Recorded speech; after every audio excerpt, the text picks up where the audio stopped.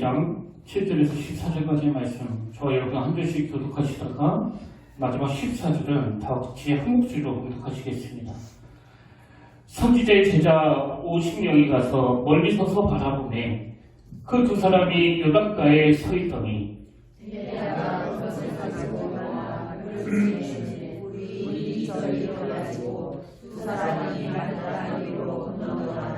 건너매 엘리야가 엘리사에게 이르되 나를 내게서 데려감을 당하기 전에 내가 내게 어떻게 할지를 구하라. 엘리사가 이르되 당신의 성령이 하시는 역사가 갑절이나 내게 있게 하소서 하는지라. 이르되 내가 어려운 일을 구하는도다. 그러나 나를 내게서 데려갈 수 있는 것을 내가 보면 그 일이 내게 이루어지려니와 그렇지 아니하면 이루어지지 아니하리라 하고. 두 사람이 길을 가며 말하더니 불수레와 불말들이 두 사람을 갈라놓고 엘리야가 회오리 바람으로 하늘로 올라가더라. 엘리사가 보고 소리치되 내 아버지여 내 아버지여 이스라엘의 병거와 그 마병이라 하니 다시 보이지 아니하는지라. 이에 엘리사가 자기의 옷을 잡아 불로 찢고 엘리야의 몸에서 떨어진 겉옷을 주워가지고 돌아와 요단 언덕에 서서 우리 다 같이 읽겠습니다. 시작. 엘리야의 몸에서 떨어진 그의 겉옷을 가지고 물을 치며 이르되 엘리야의 하나님 여호와는 어디 계시니까 하고 그도 물을 치매 물이 이리저리 갈라지고 엘리사가 건너니라. 아멘. 할렐루야. 반갑습니다. 우리 함께 오늘도 인사하기 원하는데 오늘은 특별히 우리 교회를 위해서 기도해 주시는 그 기쁨교회 성도님들이 우리와 함께 예배드리고 있습니다. 우리 더욱더 반갑게 맞아주시면서 우리 함께 이렇게 인사하기를 원합니다. 참 잘 오셨습니다. 주님의 이름으로 환영합니다. 네, 주님의 이름으로 환영합니다. 오늘도 주님께서 얘기하신 그 놀라운 은혜가 여러분 10년 가운데 가득 넘치게 되시기를 주님 이름으로 축복합니다. 우리는 지금 그 몇 주에 걸쳐서 하나님께 쓰임받았던 이 스승 엘리야와 그 후계자 엘리사에 대해서 살펴보고 있는데요. 저는 지난주에 하나님께서 절망하고 있는 엘리야 선지자의 대안으로 이 엘리사를 부르셨을 때 그 부르심에 대하여 엘리사는 모든 걸 벗어버리고 또 백성을 먹이고 자발적으로 엘리야의 시종이 되어 하나님이 주신 사명에 따라갔다. 그런 말씀을 드렸습니다. 근데 저는 이 엘리사에게 자기의 자리를 물려주는 스승 엘리야를 묵상하다가 그 조경화 시인이 쓴 의자라는 제목의 시를 발견하고 제가 너무나 감동을 받았는데요. 그 내용을 한번 들어보십시오. 지금 어둠에쯤 아침을 몰고 오는 분이 계시옵니다. 그분을 위하여 이 묵은 의자를 비워드리지요. 지금 어둠에쯤 아침을 몰고 오는 어린 분이 계시옵니다. 그분을 위하여 이 묵은 의자를 비워드리겠어요. 먼 옛날 어느 분이 내게 물려주듯이 지금 어둠에쯤 아침을 몰고 오는 어린 분이 계시옵니다. 그분을 위하여 묵은 이 의자를 비워드리겠습니다. 제가 이 시에 대한 그 설명을 보니까요. 여기 나오는 이 의자는 그 사회나 그 시대의 주역 또 중심이 되는 자리, 이걸 의자라는 이미지로 표현했고요. 그런가 하면 여기 나오는 아침은 그 새로운 시대를 상징하고 또 어린 분은 다음 세대, 새로운 세대, 우리 자녀 세대를 지칭하는 것이다. 그렇게 설명을 하더라고요. 그러니까 아침을 몰고 오는 분이라는 이 표현은 새로운 시대를 여는 다음 세대를 존중하는 표현이라면 여기 나오는 묵은 의자를 비워드리죠. 이 표현은요. 이렇게 새로운 시대를 여는 다음 세대가 등장할 때 기성세대가 다음 세대에게 그 중심이 되는 자리를 양보하게 되는 그 의지적 표현이라는 겁니다. 근데 제가 왜 스승 엘리야를 묵상하다가 머릿속에 이 시가 떠오르면서 감동이 됐는가 하면요. 오늘 본문에서 기성세대를 상징하는 엘리야가 다음 세대를 상징하는 이 엘리사에게 이제 곧 너희 시대가 도래하면 언제든지 미련 없이 내 의자를 너에게 비워주마, 이런 마음으로 대하고 있다는 느낌을 제가 받았기 때문입니다. 그래서 저는 스승 엘리야가 자기 자리를 물려주기 위해서 마지막까지 하나님이 주신 사명을 따라 그 엘리사와 함께 한 방향으로 나아가고 있는 이 모습이 너무 보기 좋았는데요. 오늘 본문 열왕기하 2장 1절이 그 내용 아닙니까? 여호와께서 회오리바람으로 엘리야를 하늘로 올리고자 하실 때에 엘리야가 엘리사와 더불어 길갈에서 나가더니 2절 끝부분도 마찬가지예요. 이에 두 사람이 베델로 내려가니, 또 4절에서도 그들이 여리고에 이르니, 또 6절에서도 이에 두 사람이 가니라. 이렇게 두 인물이 사명을 따라 한 방향으로 나가는 이 모습이 저는 묵상하면 묵상할수록 너무나 귀하고 아름답게 느껴졌는데, 왜 그런가 하니까 여러분도 잘 아시지만 오늘 이 시대는 기성세대인 부모님 세대와 다음 세대인 자녀들 세대가 그 공통분모가 별로 없어가지고 갈등의 골이 깊어질 대로 깊어진 그런 삭막한 시대 아닙니까? 그러다 보니까 제 주변을 봐도요, 너무나 가슴 아프게도 이 부모와 자녀 사이에 대화가 끊겨 고통당하는 그런 가정이 너무나 많은 겁니다. 저는 정말 가정마다 아무 갈등 없이 기성세대와 다음 세대가 하나님의 말씀이라는 이 공통분모를 가지고 함께 꿈을 꾸면서 손에 손을 맞잡고 동행하는 그런 시대가 열리게 되기를 주님 이름으로 축복합니다. 그런 의미에서 저는 오늘 본문에서 이제 기성세대와 다음 세대가 함께 꿈꾸기 위해서 각각 해야 될 일들이 있다는 것을 발견하고, 엘리야를 통해서 본 기성세대가 가져야 할 삶의 목표, 또 엘리사를 통해서 본 다음 세대가 가져야 할 삶의 목표, 이렇게 두 파트로 나눠서 설명드리려고 하는데요. 자, 먼저 첫 번째로 엘리야를 통해서 본 기성세대가 가져야 되는 삶의 목표는 뭐냐? 끝까지 주님의 뜻을 추구하는 태도예요. 이게 우리 기성세대가 가져야 되는 삶의 목표이고 다음 세대에게 보여줘야 되는 모습이라는 겁니다. 그래서 우리가 다 읽지는 않았지만 그 앞부분에 보면 스승 엘리야가 엘리사에게 굉장히 중요한 모습을 보여주는데요. 자, 열왕기하 2장 2절을 보십시오. 엘리야가 엘리사에게 이르되 청하건대 너는 여기 머물라. 그리고는 엘리사를 향해 이런 이야기를 합니다. 여호와께서 나를 베델로 보내시느니라. 그리고는 이 엘리야 선지자가 그 베델을 향해 떠나거든요. 이 내용이 4절에도 반복됩니다. 엘리야가 그에게 이르되 엘리사야 청하건대 너는 여기 머물라. 여호와께서 나를 여리고로 보내시느니라. 그리고는 또 이 엘리야가 여리고를 향해 떠나가고요. 6절도 마찬가지예요. 엘리야가 또 엘리사에게 이르되 청하건대 너는 여기 머물라. 여호와께서 나를 요단으로 보내시느니라. 그리고는 엘리야가 또 이 요단을 향해서 떠나가는데, 여러분 지금 엘리야는 그 후계자 엘리사에게 뭘 가르치기를 원하는 거예요. 엘리야는요, 이제 새롭게 삶을 시작하려는 엘리사에게 여호와께서 말씀하시면 바로 순종하는 자기의 모습을 전수해 주기를 원하는 겁니다. 그러니까 엘리야가 여호와께서 베델로 가라고 하실 때 바로 베델로 떠나가고, 여호와께서 여리고로 가라고 하실 때 바로 여리고로 떠나가는 모습을 보여주는 거 아닙니까? 저는 이 대목에서 뭐 저뿐만 아니라 이 땅의 그 모든 목사님들에게 반성해야 될 게 하나 있다고 생각하는데, 그게 뭐냐니까 자기가 하고 싶은 거 하면서 하나님이 시켰다고 말하는 거. 아, 내가 하고 싶어서 했는데 그게 주님의 뜻이라고 갖다 붙이는 거. 이건 뭐 하나님 입장에서 월권 아닙니까, 월권.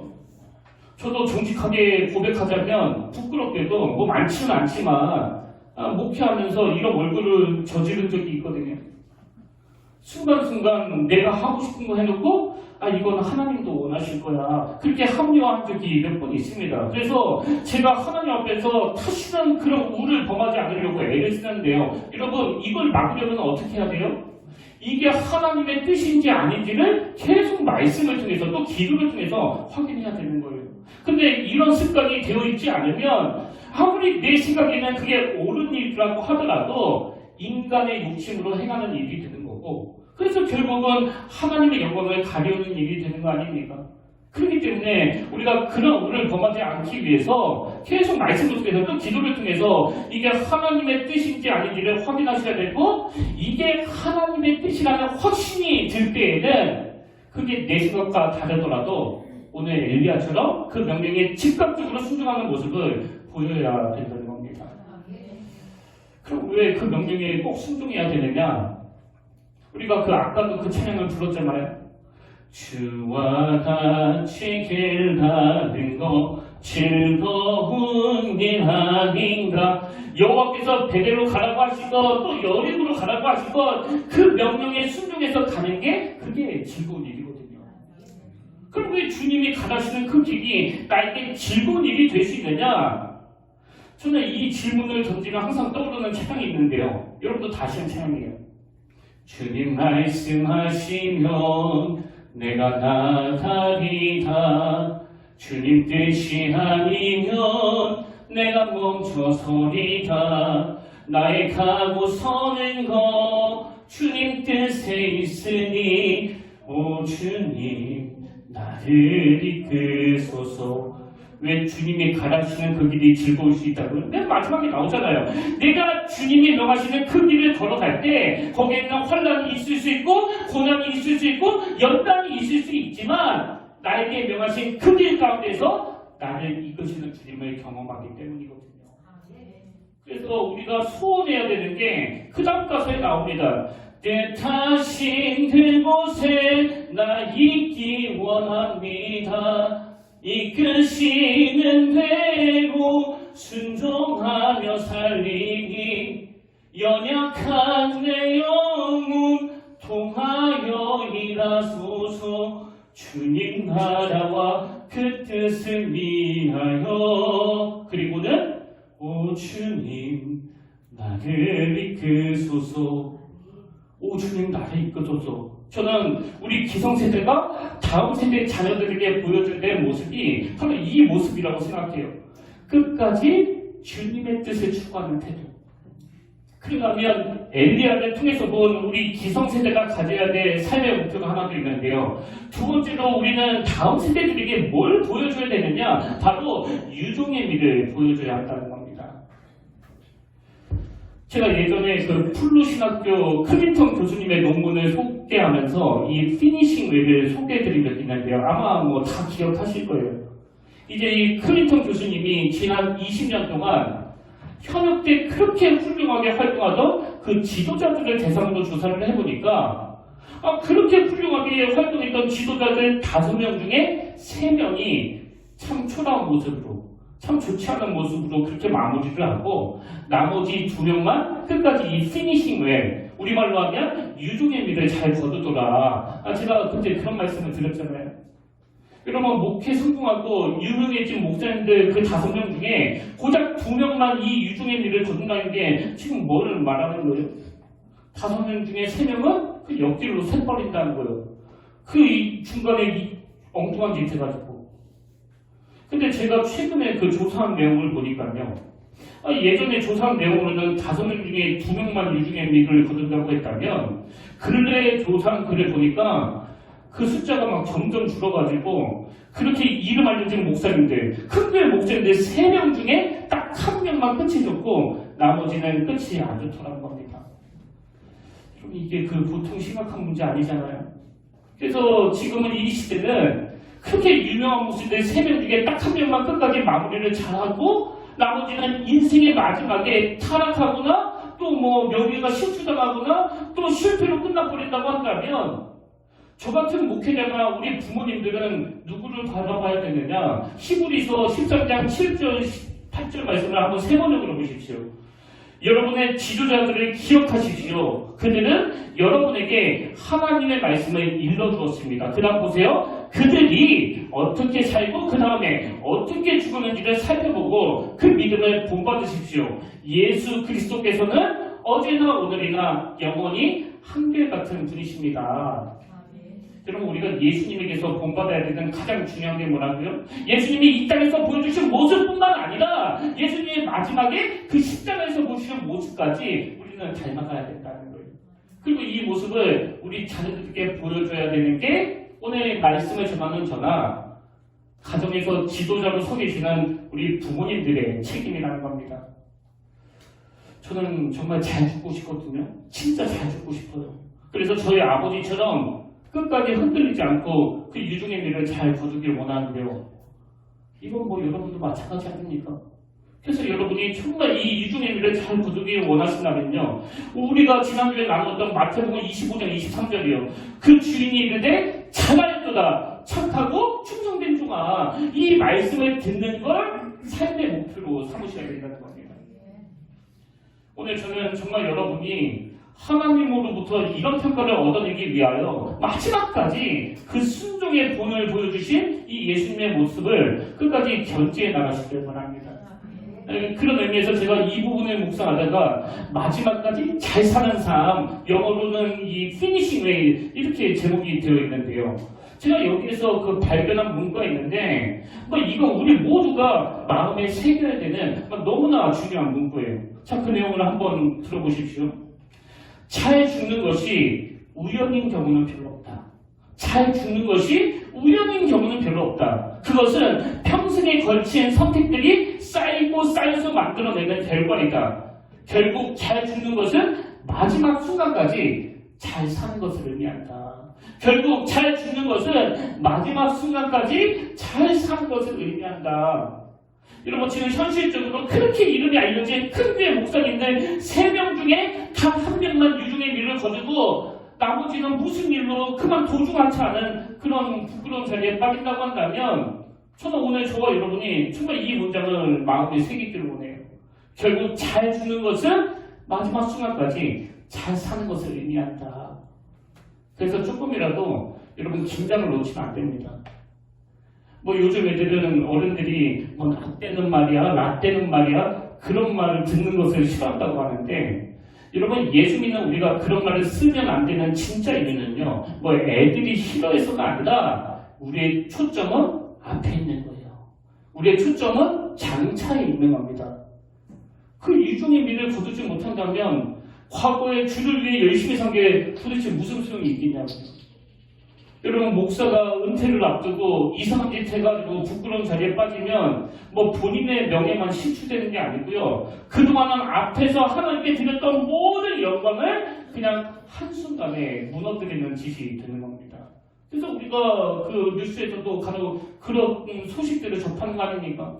어느 목사가 성추행했다.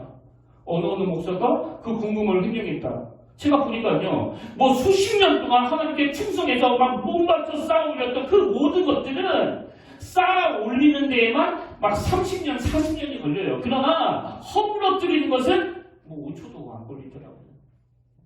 그래서 지난주에도 말씀드렸듯이 저는요, 제가 아끼는 후배일수록 더 강하게 이렇게 말합니다. 절대 성추행하지 마라. 너 그러다 큰일 난다. 그뿐만이 아니에요. 너 소탕 배신하지 마라. 소탕 배신. 그 돈 몇 푼 때문에 목사로서의 그 디그리스를 팔아버리면 너 끝장이야. 왜? 우리에게는 유종의 미를 거둬야 될 그 책임이 있기 때문이거든요. 그래서 여러분, 잘 죽는 것은 한순간에 우연히 생기는 게 아니라 평생에 걸친 선택들이 쌓이고 쌓여서 이루어지는 거라면, 그리고 결국 잘 죽는 것은 마지막 순간까지 잘 사는 것을 의미한다면 예수 믿는 우리는 유중의 미를 잘 거두기 위해서 뭘 사모해야 되느냐? 디모데후서 4장 7절 8절이요. 나는 선한 싸움을 싸우고 나의 달려갈 길을 마치고 믿음을 지켰으니 이제 후로는 나를 위하여 의의 면류관이 예비되었으므로 곧 의로운 재판장이 그날에 내게 주실 것이며 내게만 아니라 주의 나타나심을 사모하는 모든 자에게 도리라. 무슨 뜻이에요? 유중의 미를 잘 거두기 위해서는 하나님이 상 주실 그날을 사모하라는 거예요. 하나님이 내 머리에 면류관을 씌워주실 그 날을 소망하라는 겁니다. 그래서 저는 저희 아버지 돌아가시고 그 유품을 정리하면서 제가 새로 만들게 된 그 철칙이 하나 있는데요. 그게 뭐냐 하니까 무슨 감사패, 무슨 공로패 이런 거 절대 집에 안 쌓아두는 거예요. 주신 분들한테는 너무나 죄송하지만 저는 받을 때마다 그 상태를 바로 다 내다버리거든요. 왜? 그건 과거에 불과하니까요. 물론 그런 상태를 받는 거, 내 인생이 너무나 큰 영광이에요. 그러나 그건 과거일 뿐이에요.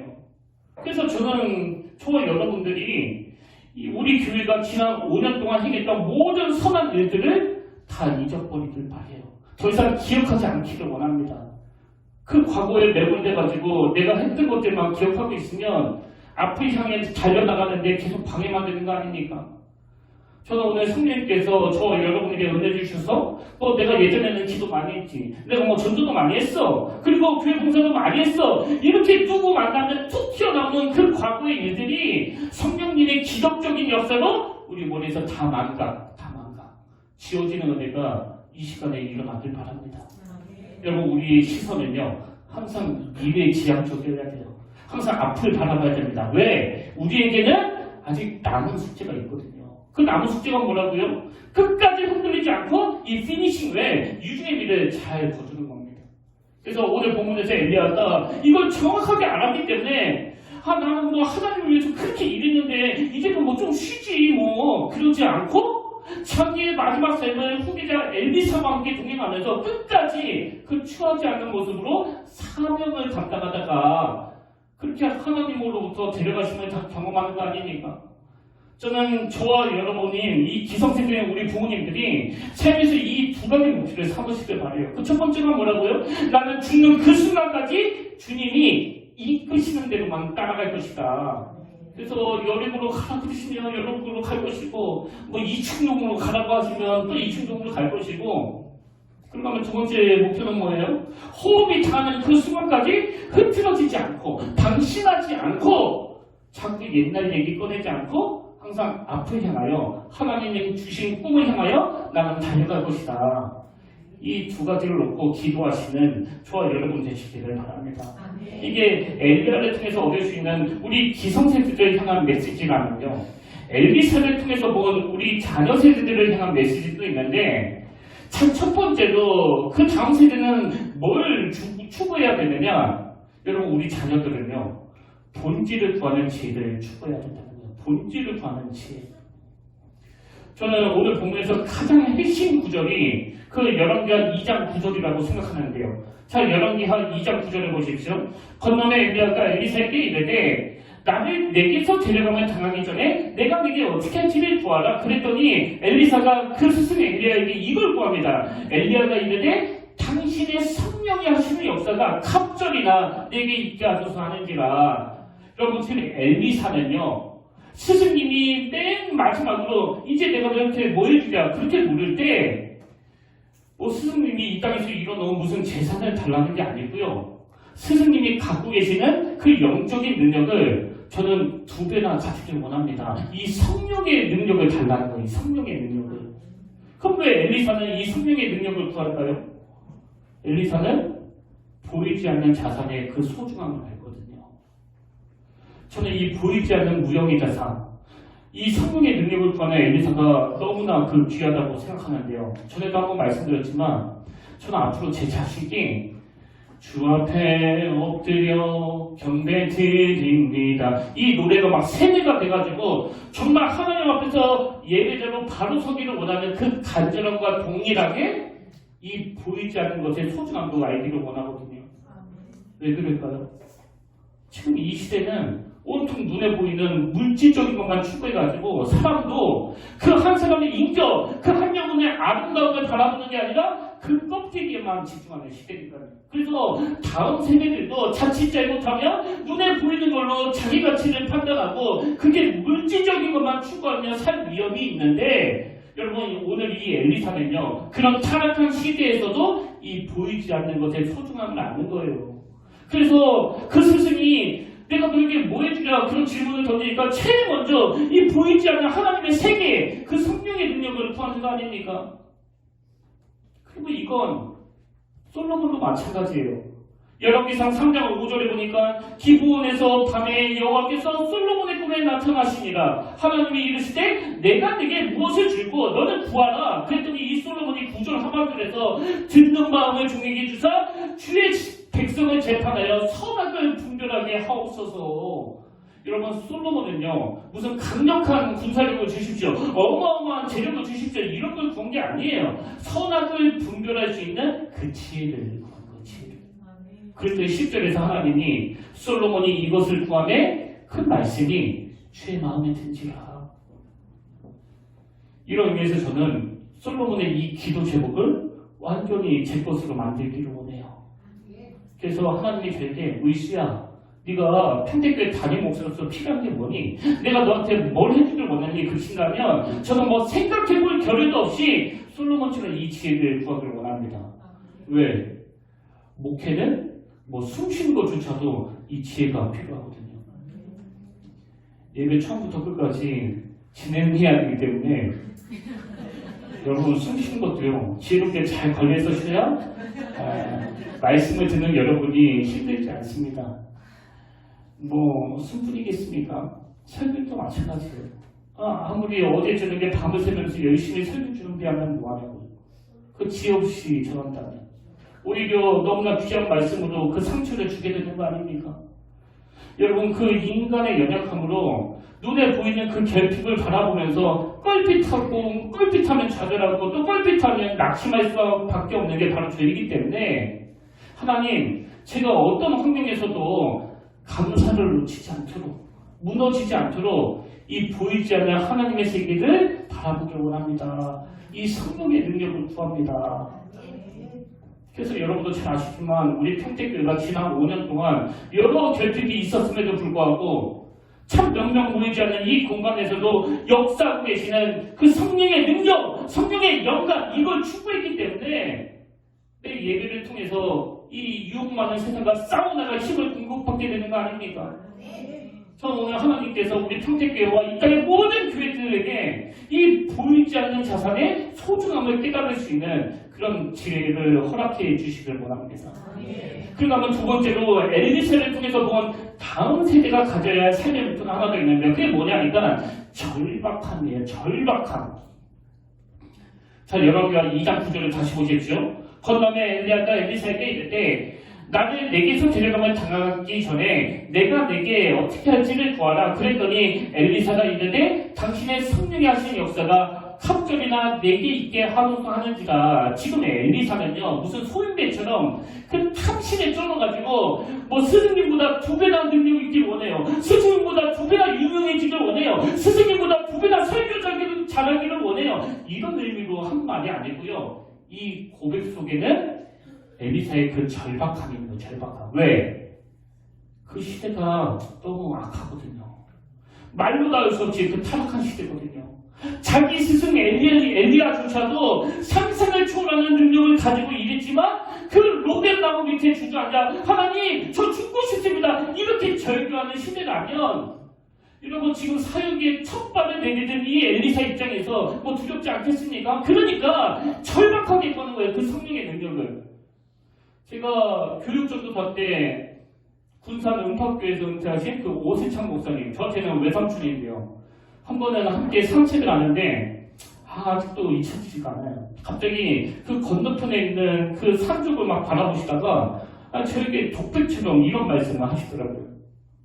나는 지금까지 참 하나님의 은혜로 그럭저럭 목회를 해왔다만 이제 너는 어떻게 할 거냐고. 앞으로 점점 목회하기가 더 어려운 시대가 올 텐데 그런 시대에서 목회할 저를 생각하면 너무나 그 가슴이 아프다는 거예요. 그래서 계속 이제 너 어떻게 할 거냐고 그런 말씀을 하셨는데요. 근데 여러분 지금 제가 목회를 한 15년 정도 하다 보니까요. 그때 외삼촌이 하셨던 말씀은 제가 그 신학교 후배들에게 지금 사역하고 있는 전도사님들에게 똑같이 하고 있더라고요. 이제 너희들 어떻게 할 거냐고. 옛날에는 목사님들이 뭔 설교를 해도 저게 틀렸다는 어떤 특별한 증거가 없으면 다 믿어주는 그런 시대였는데 지금은 그렇지 않다. 지금은 오히려 목사가 뭐라고 설교를 해도 어떤 특별한 증거가 없으면 안 믿어주는 시대이다. 그렇기 때문에 유치부에서 말씀을 전하든 또 초등부에서 말씀을 전하든 사역자라면 절박하게 이 성령의 능력을 구해야 된다. 제가 왜 그런 본명을 하냐면요. 사실 그 청소년 사역하면서 직접 경험을 봤거든요. 그 중고등부 설교 중에 제가 예를 들다가 그 슈바이처 이야기를 꺼내면 어떤 애들은 저 말이 사실인지 또 거짓인지를 확인하려고 그 예배 중에 핸드폰을 켜서 막 검색을 해요. 그래서 지금은 성령의 능력 없이는 절대로 목회를 할 수 없는 그런 시대이기 때문에 저도 매 설교 준비할 때마다 하나님 앞에 이걸 구하는 겁니다. 하나님 저에게 다른 어떤 것보다도 성령의 영감을 부어주시되 옛날 목사님보다 갑절의 영감을 부어주시기 원합니다. 오늘 엘리사의 귀함이 뭐라고요? 스승 엘리야가 내가 너한테 뭘 해주랴 그랬을 때 뭐 스승님이 이 땅에서 이루어놓은 어떤 재산을 주세요. 스승처럼 유명한 사람이 되게 해주세요. 그걸 구한 게 아니라 엘리사는 절박함을 가지고 절실함을 가지고 그 악한 시대에서 사명을 감당할 수 있도록 성령의 능력을 구하는 거예요. 한 2달 전에 있었던 일인데요. 이게 제가 그 대전에 있는 모건대학교 도서관에서 책을 보다가 그 저녁 식사를 하려고 후배들과 함께 식당에 대해서 밥을 먹고 있는데요. 같이 밥 먹던 그 후배 한 명이 그 반대편에서 식사하고 있는 어떤 젊은 사람을 막 가리키면서 이런 말을 하는 거예요. 목사님, 저기서 식사하시는 분 제가 그 잘 아는데요. 요즘에 그 청소년들 사이에서 굉장히 유명한 목사님이거든요. 저희 교회에서도 청년 집회할 때 몇 번 강사로 모시려고 했는데 너무 바쁘셔가지고 지금까지 못 모셨습니다. 그래서 제가 그 목사님을 쳐다봤는데요. 뭐 제가 그 지금 경기도에 있어서 그런지 저는 잘 모르겠더라고요. 그리고 나서 거의 막 그 식사가 끝나갈 그 즈음인데 반대편에서 식사하셨던 그 목사님이 갑자기 저에게 와가지고 목사님 저 기억 안 나시죠? 그래서 제가 저는 잘 모르겠는데요. 그러니까 이분이 하시는 말씀이 오래전에 저하고 2번이나 만난 적이 있다고 하는 거예요. 그 한 번이 언제인가 하니까 한 10년 전에 제가 한 200여 명이 모이는 그 대전 청소년 집회에서 그 말씀을 전한 적이 있거든요. 근데 이 목사님이 그 집회에 고등학생 신분으로 참석을 했다는 거예요. 그러니까 내가 얼굴을 어떻게 알겠냐고. 그런가 하면 또 한 번은 언제인가 하니까 이것도 한 10년 가까이 전 일인데요. 이건 제가 좀 기억이 나는 것 같아요. 왜? 너무나 그 당황스러웠기 때문에. 오래전에 제가 머리 자르러 미용실에 갔다가 그 겪은 얘기. 뭐 머리 한 달에 한 번씩 갔잖아요? 그러니까 잘 기억이 안 나는데 제가 그 목사님이 하신 말씀 듣고 제가 그게 떠오른 거예요. 어떤 청년이 미용실에 제가 머리를 자르러 갔는데 또 어떤 청년이 그 미용실에 머리를 자르러 왔다가 그때 제가 뭐 그렇게 막 지금도 마찬가지지만 유명한 목사가 아닌데 저를 어떻게 알았는지 혹시 그 김우이수 목사님 아니세요? 그래서 제가 막 당황해갖고 거기서 머리 자르러 온 다른 손님들도 있으니까 우리 나가서 이야기하자 나가서 얘기하자 그래서 밖에서 불렀는데요. 갑자기 이 청년이 막 너무나 그 당황스럽게도 그래서 제가 기억을 합니다. 안수 기도를 해달라고 안수 기도를 너무나 절박하게 그래서 제가 너무 간절하게 막 머리를 들이대며 막 부탁을 하니까 그 어색하게 그 길거리에서 그때 뭐 무릎을 꿇고 있는지 서서 했는지 그것까지는 기억이 가물가물한데요. 그때 안수받았던 청년이 바로 자기라는 거예요. 그 목사님이라는 거예요. 여러분 이걸 오해하시면 안 되는 게요. 제가 지금 그 목사님이 청년들에게 그렇게 영향력 있는 목회자로 성장하게 된 게 뭐 제가 안수했기 때문이라고 그렇게 말씀을 드리는 게 아니고 당연히 아니겠죠. 당연히. 근데 제 마음을 뜨겁게 하는 그분에게서 발견하는 강력한 무기가 뭐냐? 절박함이에요. 절박함. 이제 내가 목회자가 되려면 아직도 막 여러 가지가 부족한데 그래서 사실은 그런 능력이 없는데도 이 목사님의 기도를 받으면 그 능력이 좀 생기지 않을까라는 그 절박함이 있었기 때문에 그 청년은요 거기가 뭐 미용실이건 사람 많은 길거리건 이게 중요하지 않는 거예요. 그리고 이 기회를 놓치면 안 된다고 생각하니까 막 머리를 들밀고 안수기 해달라고 그러는 거 아닙니까? 근데 여러분 그때 저는 왜 당황한 거예요? 저는 그냥 머리 자르러 왔으니까요. 그리고 모르는 청년이 갑자기 안수기 해달라고 하니까 이 청년만큼 저에게는 절박함이 없는 거거든요. 그런 의미에서 오늘 여러분께 심각하게 이 질문을 드리길 원하는데요. 여러분이 이 자리에 어떤 마음으로 오셨어요? 이 청년처럼 하나님 앞에 어떻게 해서든지 은혜 받아야 되겠다는 이 절박한 마음으로 나오셨습니까? 아니면 저처럼 그냥 머리 자르듯이 아무 기대도 없이 아무 절박함도 없이 교회 오셨습니까? 오늘 우리가 회복해야 되는 건 이 절박함이에요. 절박함으로 하나님 앞에 나와 뭐 이것도 구해야 되고 저것도 구해야 되고 구해야 될 게 너무너무 많지만 우리가 이 악한 시대를 살아가기 위해서는 우리 아들이 우리 딸이 유혹하는 이 시대를 살아가기 위해서는 다른 무엇보다도 제일 먼저 구해야 되는 거 하나님 저에게는 성령의 능력이 필요합니다. 엘리야가 가졌던 엘리사가 가졌던 그 성령의 능력을 우리 아들에게 우리 딸에게 갑절로 허락하여 주시옵소서. 이걸 간절히 사모하며 절박하게 구해야 된다는 겁니다. 뭐 글쎄요 하나님이 저를 언제까지 쓰실지는 모르지만 저는 남은 목회 기간 동안에 뭐 하나님 앞에 은퇴하기 전까지 뭐 단독 건물로 된 그 교회를 구한다든가 주차장이 뭐 넉넉한 교회를 구하지는 않을 것 같거든요. 왜? 지금까지 목회하면서 이 공간이 한 번도 저에게 불편을 준 적이 없으니까요. 그리고 좀 불편하면 어떠냐고요? 뭐 주차장 작다고 그 성령의 능력도 작게 임합니까? 그건 아니잖아요. 여러분 이 성령의 능력은요 어떤 장소의 문제가 아니라 절박함의 문제입니다. 그리고 지난주에도 말씀드렸지만 하나님이 우리를 평가하시는 기준도 이거예요. 크리스티가 몇 명 구했는데 목사분, 장로분, 권사분 그런 거 다 필요 없고 그래서 성령의 능력으로 네가 몇 명 살려냈는데 여러분 하나님은요 우리가 행하는 모든 사역 가운데 성령의 능력이 있느냐 없느냐 그걸 보시는 거지 뭐 눈에 보이는 직분, 어떤 화려함, 건물 큰 거, 유명해지는 거 그거는 하나님 앞에 전부 다 쓰레기통에 버려질 것들이에요. 그 마태복음 5장에서 혈루증 여인이 보여줬던 필요도 마찬가지 아닙니까? 자, 이 여인의 절박함을 한번 보십시오. 마가복음 5장 27절 예수의 소문을 듣고 무리 가운데 끼어 뒤로 와서 그의 옷에 손을 대니 여러분도 잘 아시지만 이 여인은 무려 12년 동안 그 혈루증으로 고통하고 있었는데요. 제가 자료를 찾아보니까 그 당시 구약 정결법에 따르면 혈루증을 걸린 사람은 사람들 사이에 왔다가 그 돌에 맞아 쳐 죽어도 살인에 해당되지 않았다는 거예요. 그럼 왜 이 여인은 돌에 맞아 죽을 수 있는 그런 위험한 상황에 이 예수님의 옷에 손을 대느냐? 왜 그런 거예요? 너무나 절박했거든요.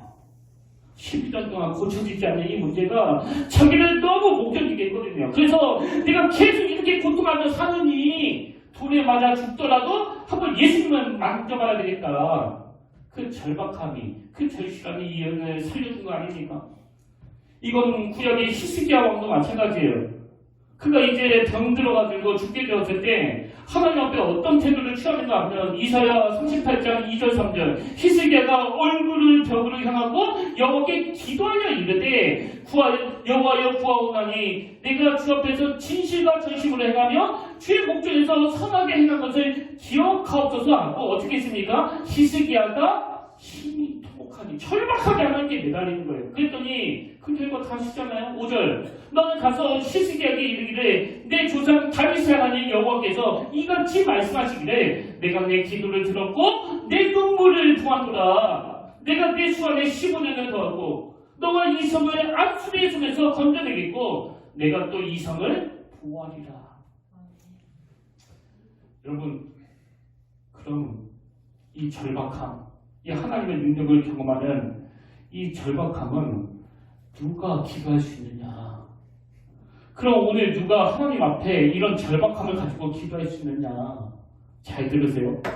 첫째, 나의 연약함을 알고 둘째, 시대의 악함을 알고 셋째, 그 능력의 원천이 하나님께 있음을 아는 자만이 기도하는 거예요. 저는 오늘 여러분에게 엘리사에게 있었던 그 혈루증 여인에게 있었던 히스기 왕에게 있었던 그 절박함이 회복되어 성령 충만함으로 주신 사명을 감당하는 하나님이 찾으시는 예배자가 되시기를 주의 이름으로 축복합니다.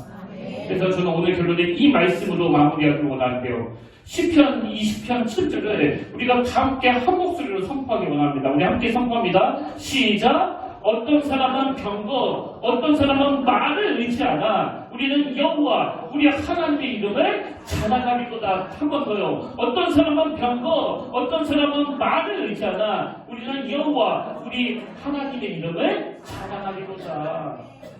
뭐 큰 건물을 가지고 있는 것도 능력이고 말 잘하는 것도 능력이지만요. 하나님은 손에 쥔 것만 믿고 방심하는 그 사람보다 비록 여러 결핍이 있더라도 근데 미용실 아끼건 사람들이 많은 공간에 길거리건 하나님 앞에 절박하게 부르짖는 그 사람을 찾으시고 하나님은 그 사람을 그 시대의 대안으로 사용하시는 줄 믿으시길 바랍니다. 그래서 저는 정말 우리 평택교와 입장의 모든 교회가 하나님으로부터 이 성령의 능력을 절박함으로 얻어내 여기저기에서 절망의 신음 소리가 들리는 이 시대에 생명을 고치고 생명을 살리는 그 귀한 사명을 감당할 뿐만 아니라 각 가정마다 오늘 엘리사처럼 그 부모의 믿음이 자녀들에게 그대로 흘러가 여러분의 가문을 통해 영광스러운 주님의 오실 길이 예비되는 그런 아름다운 일에 귀에 쓰임받게 되기를 주의 이름으로 축원합니다. 그런 의미에서 우리 결단 찬양으로 아까 불렀던 이 찬양 함께 부르기를 원하는데요. 성령이여 임하소서 내 마른 나의 심령 위에 주님의 은혜에 담비 내려 날 흠뻑 적셔 주옵소서. 왜 우리가 이 찬양으로 예배의 문을 여는 거예요? 성령 충만 없이는 행하는 모든 것들은 다 헛것이거든요. 다 헛방이거든요. 우리 이 시간 절박하게 그리고 뜨거운 마음으로 그 성령의 능력을 사모하며 이 찬양 함께 부르고 합니다. 성령이여 임하소서 성령이여 임하소서 어디에 내 나는 나의 심령 위에 주님의 민내에 담기 되려 나 흠뻑 적셔 주여 주의 권세 주의 능력 주의 권세 주의 능력 지금 이 시간 임하소서 악한 권세 모든 깨뜨리고 주의 나라 임하소서 영광 영광 할렐루야 예수의 그 피가 내게 승리 주네 그 원이 되시네 영광 영광 할렐루야 예수의 이름이 능력되네 소망이 우리 절박함을 가지고 성령이여 임하소서 성령이여 임하소서 내 다른 나의 심령 위에 주님의 윈내에 담기되며 나 흠뻑 적셔 주어 주의 권세 주의 능력 주의 권세 주의 능력 지금 이 시간 임하소서 악한 권세 모두 깨뜨리고 주의 나라 임하소서 여러분 준비되셨습니까?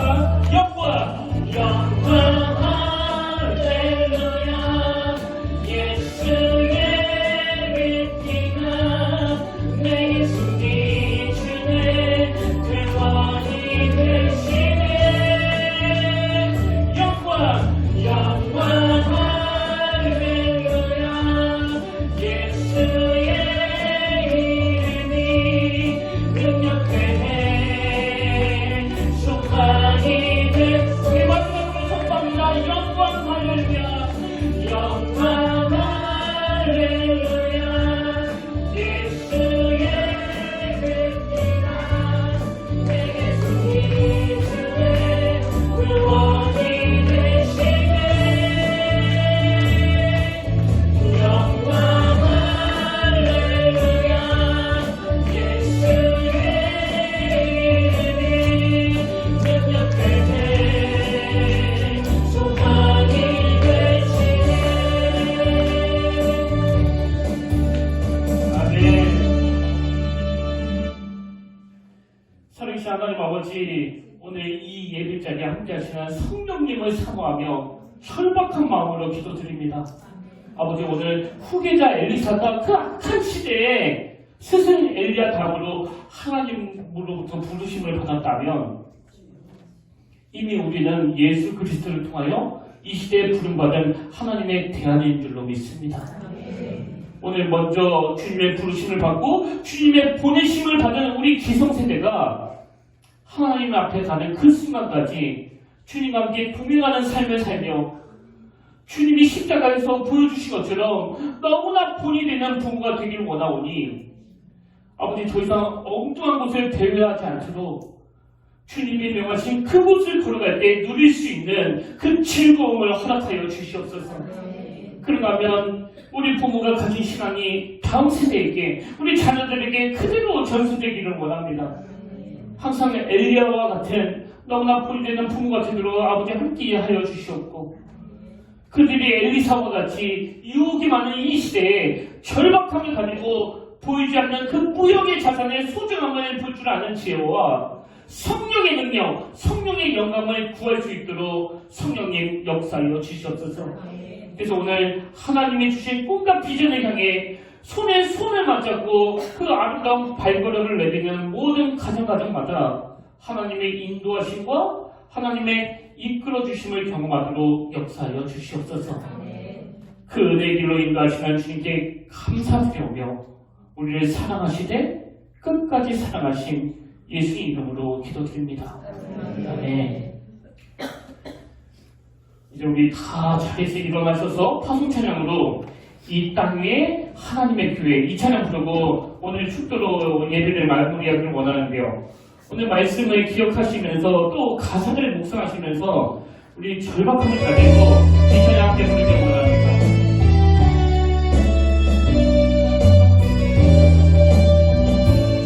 우리 성도입니다. 이 땅 위에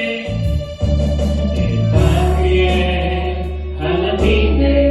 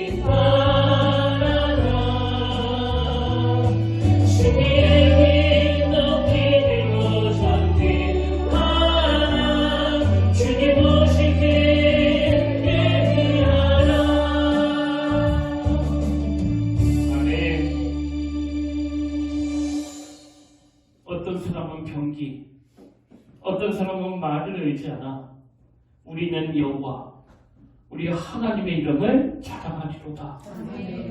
우리 가정은 여호와 우리 하나님의 이름을 자랑하리로다. 하나님 아버지, 이 시대가 너무나 혼란스럽고 그 가치관은 상상을 초월할 정도로 어지러워서 오늘 새벽 이슬 같은 주의 자녀들이 하루에도 몇 번씩 좌절하고 몇 번씩 넘어지는지 모릅니다. 아버지, 이런 상황에서 부모가 또 교회가 본이 되지 못하는 이 현실을 주님 용서하여 주시고 더 이상 다음 세대들에게 그 부끄러운 모습을 보이지 않도록 우리 부모님들에게 성령의 갑절의 능력을 허락하여 주시옵소서. 그러면 오늘 이 땅 위에 부르심을 받은 교회마다 주의 진리가 선포되기를 원하오니 성령이여 임하여 주사 우리 아이들을 우는 사자로부터 지켜 보호하게 하시고 이 시대를 향한 하나님의 대안으로 잘 양육하도록 역사하여 주시옵소서. 이번 한 주간도 오늘 예배 가운데 역사하시는 성령님의 그 강력한 은혜와 임재하심으로 말미암아 이 험악한 한 주간에 살아내고도 남는 새 힘을 공급받는 아름다운 예배가 되도록 인도하여 주시옵소서.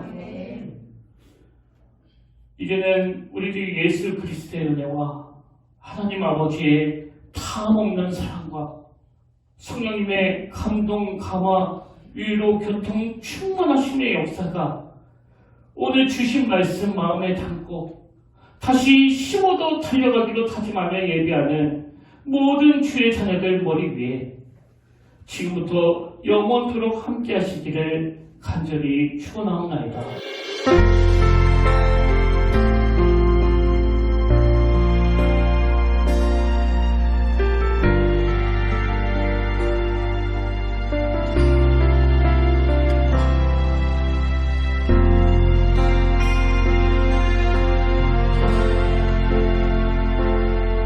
지금 서 있는 이곳에서 높임을